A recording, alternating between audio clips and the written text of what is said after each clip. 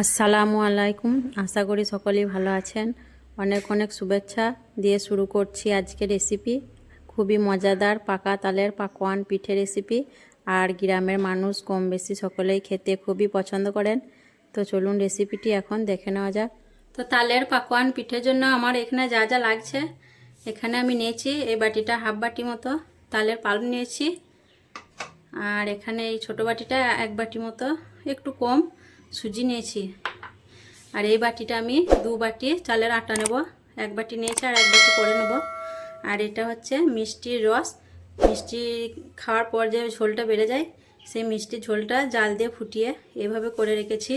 এটা দিয়ে অনেক কিছু রেসিপি বানানো যায়, তার জন্য আমি মিষ্টি ঝোল ফেলি না, মিষ্টি ঝোল ফুটিয়ে কাচের বয়মের মধ্যে রেখে দিই।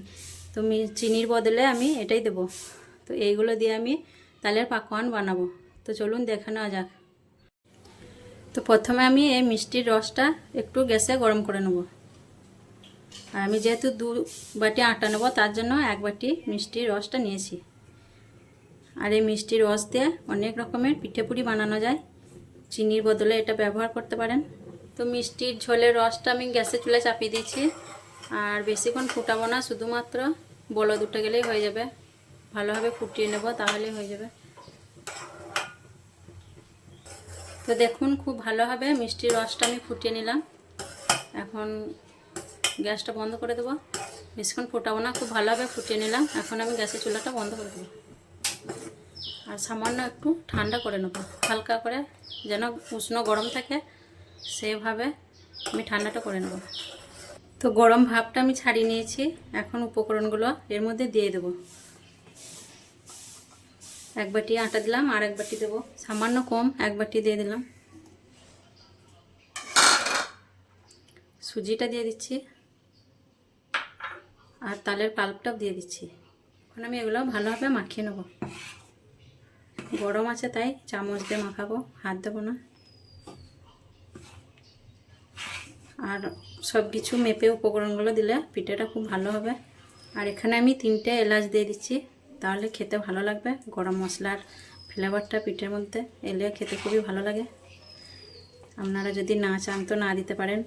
আর এখানে নারকেল কুড়াও দিতে পারেন, কিন্তু নারকেল কুড়া দিলে পিঠেটা 2-3 দিন সংরক্ষণ করা যাবে না, যেহেতু নারকেল দিলে খারাপ হবার ভয় থাকে। আর নারকেল দিলে কি পিঠেটা খেতে খুবই মজার হয়, খেতে ভালো লাগে।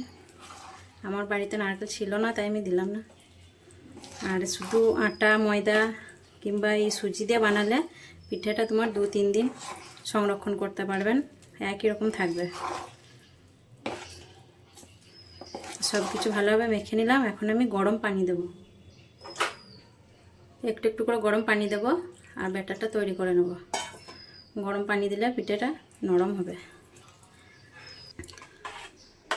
তো ব্যাটারটা দেখুন আমি ঠিক এরকম পাতলা করেছি, যেহেতু সুজি দিয়েছি সুজিটা কিছুটা পানি টানবে।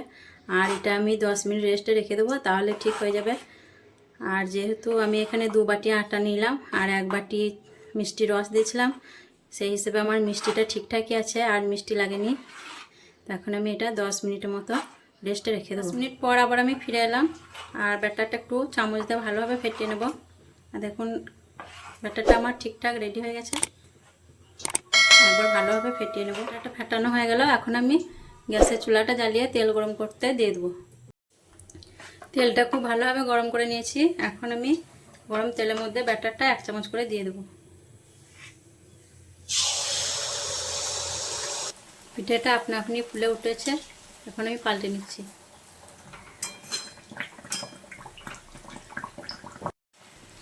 এপিঠ ওপিঠ খুব ভালোভাবে ভেজে নিলাম। এখন আমি পিঠাটা তুলে নিচ্ছি।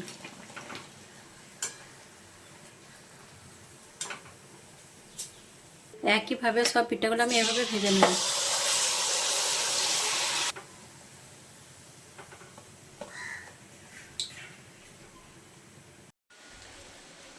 তো দেখুন আমার তৈরি হয়ে গেল পাকা তালের পাকোয়ান পিঠে। আর পিঠেগুলো দেখুন কত ফুলেছে আর কতটা নরম হয়েছে। দেখুন পিঠেটা হাত দিলে বোঝা যাচ্ছে। আর এই পিঠেটা খেতে খুবই মজাদার। আর বর্ষার পাকা তালের পিঠে তো খেতে খুবই ভালো লাগে বৃষ্টির সময়।